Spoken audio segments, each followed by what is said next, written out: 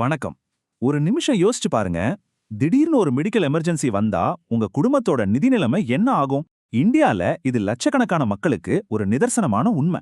இன்னைக்கு நாம இந்தியாவின் சுகாதார காப்பீட்டு புதிரை அலசி ஒரு முக்கியமான கேள்விக்கு விடை தேட போறோம். ஒருத்தர் கூட விடுபடாம எல்லாரையும் எப்படி பாதுகாக்கிறது? சரி, வாங்க இந்த பிரச்சனையோட மையத்துக்குள்ள போலாம். ஆரோக்கியத்துக்கு நாம கொடுக்கிற விலை என்ன? இது வெறும் நம்பர்ஸ் பத்தின விஷயம் இல்ல. இது நாடு முழுக்க இருக்கிற குடும்பங்களோட சேமிப்பு, கனவுகள், அவங்களோட எதிர்காலம் சம்பந்தப்பட்டது. இந்த நம்பரை பாருங்க, 7%. இது வெறும் ஒரு புள்ளி விவரம் இல்ல. இதுக்கு பின்னாடி ஒவ்வொரு வருஷமும் எதிர்பாராத மருத்துவ செலவுகளால வறுமைக்கு தள்ளப்படுற கோடிக்கணக்கான இந்தியர்களோட கதை இருக்கு. ஒரே ஒரு ஹாஸ்பிட்டல் பில் ஒரு குடும்பத்தோட தலைமுறை சேமிப்பையே காலி பண்ணிட முடியும். ஓ, இது வெறும் ஏழைங்களை மட்டும் பாதிக்கிற பிரச்சனைன்னு நீங்க நினைச்சீங்கன்னா ஒரு நிமிஷம் இந்த அரசாங்க அறிக்கையோட மேற்கோள பாருங்க. இந்த சுகாதார செலவுகளோட பாதிப்பு சமுதாயத்துல இருக்கிற எல்லா மட்டத்திலையும் ஒரு நிழல் மாதிரி பரவி இருக்கு. இது எல்லாருக்குமே பொதுவான ஒரு ஆபத்து. அப்போ இதுக்கு என்னதான் காரணம்? இந்த சார்ட் பாருங்க, உங்களுக்கு புரியும். மருத்துவ செலவுக்காக நம்ம சொந்த பாக்கெட்ல இருந்து செலவு பண்றதுல, அதாவது அவுட் ஆஃப் பாக்கெட் எக்ஸ்பெண்டிச்சர்ல நாம உலக சராசரியை விட பல மடங்கு அதிகமா இருக்கிறோம். இதுதான் இன்சூரன்ஸை ஒரு ஆப்ஷனா இல்லாம ஒவ்வொரு குடும்பத்துக்கும் அத்தியாவசியமான ஒரு கவசமா மாத்துது.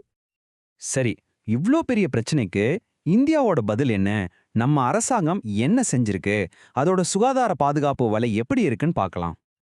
இந்த மிகப்பெரிய சவாலை சமாளிக்க நம்ம அரசாங்கம் கொண்டு வந்ததுதான் இந்த ஆயுஷ்மான் பாரத், அதாவது PMJAY. இது சாதாரண திட்டம் இல்லைங்க, உலகத்திலேயே கவர்மெண்ட் ஃபண்ட் பண்ற மிகப்பெரிய ஹெல்த் இன்சூரன்ஸ் ஸ்கீம் இது. அப்போ இந்த திட்டம் யாருக்கெல்லாம் பாதுகாப்பு கொடுக்குது? இது ஒரு பெரிய சேஃப்டி நெட் மாதிரி. நம்ம நாட்டுல இருக்கிற சுமார் 70 கோடி ஏழை எளிய மக்களை இது பாதுகாக்குது. இந்த ஸ்கீம்ல எனக்கு ரொம்ப பிடிச்ச ஒரு விஷயம் என்னன்னா, உங்களுக்கு ஏற்கனவே ஒரு நோய் இருந்தாலும் முதல் நாள்ல இருந்தே அதுக்கு கவர் கிடைக்கும். இது நிறைய பிரைவேட் இன்சூரன்ஸ்ல கூட கிடையாது. இது உண்மையிலே கோடிக்கணக்கான மக்களுக்கு ஒரு வரம். சரி, ஒரு பக்கம் ஏழைங்களை கவர்மெண்ட் பாத்துக்குது, இன்னொரு பக்கம் வசதியானவங்க பிரைவேட் இன்சூரன்ஸ் வச்சிருக்காங்க. அப்போ நடுவுல யார் மாட்டிக்கிறாங்க? அங்கதான் ஒரு பெரிய இடைவெளி உருவாகுது. இந்த சார்ட் பாத்தீங்கன்னா நிலைமை பளிச்சுன்னு புரியும். ஒரு 50% மக்களுக்கு கவர்மெண்ட் ஸ்கீம்ஸ் இருக்கு. ஒரு 20% பேரு பிரைவேட் இன்சூரன்ஸ் வாங்கிக்கிறாங்க.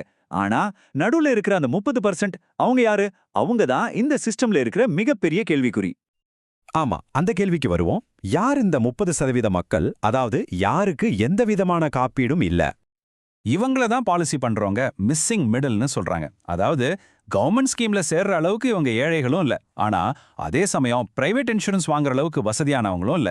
நம்ம நாட்டுல சுமார் 40 கோடி பேர் இந்த மாதிரி ஒரு பாதுகாப்பு இல்லாத நிலையில தான் இருக்காங்க. இவங்க யாருன்னு பாத்தீங்கன்னா, நம்ம தெருவுல இருக்கிற சின்ன கடைக்காரர், நம்ம விவசாயிகள், ஆன்லைன்ல உணவு டெலிவரி பண்றவங்க, சின்ன சின்ன கம்பெனில வேலை செய்யறவங்க. சுருக்கமா சொல்லணும்னா நம்ம எக்கனாமியோட பேக்போனே இவங்க தான். ஆனா இவங்களுக்கு ஹெல்த் சேஃப்டி நெட் இல்லைங்கிறது தான் இங்க இருக்கிற முரண்பாடு. சரி, இந்த மிகப்பெரிய கேப்பை எப்படி ஃபில் பண்றது? மார்க்கெட்டும் ரெகுலேட்டரி அமைப்புகளும் இதுக்கு என்ன தீர்வு காண முயற்சி பண்றாங்கன்னு பார்க்கலாம். பாரம்பரியமா இன்சூரன்ஸ்னா என்ன? அதிக பிரீமியம், நிறைய ரூல்ஸ், பெரும்பாலும் வசதியானவங்களுக்காக டிசைன் பண்ணது. ஆனா இப்போ ஒரு பெரிய மாற்றம் வந்திருக்கு.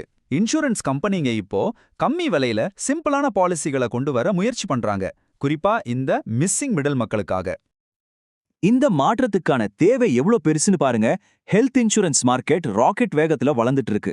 இது எதை காட்டுதுன்னா, கோடிக்கணக்கான மக்கள் ஒரு நல்ல மலிவான இன்சூரன்ஸை தேடிட்டு இருக்காங்கன்னு தான் அர்த்தம்.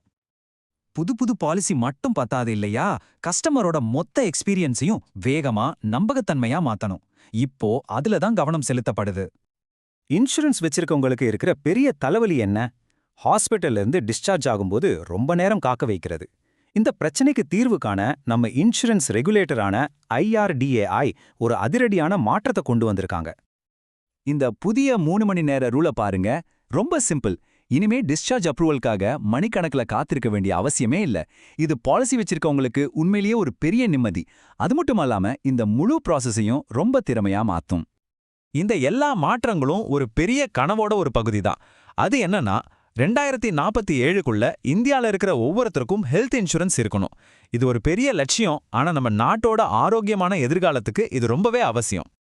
சோ, புது பாலிசிகள், வேகமான சர்வீஸ், ஒரு தேசிய இலக்கு, இதெல்லாம் வச்சு இந்தியா தன்னோட சுகாதார பாதுகாப்பு வலையில இருக்கிற ஓட்டைகளை அடைச்சு ஒருத்தர் கூட விடுபடாம எல்லாரையும் பாதுகாக்குமா?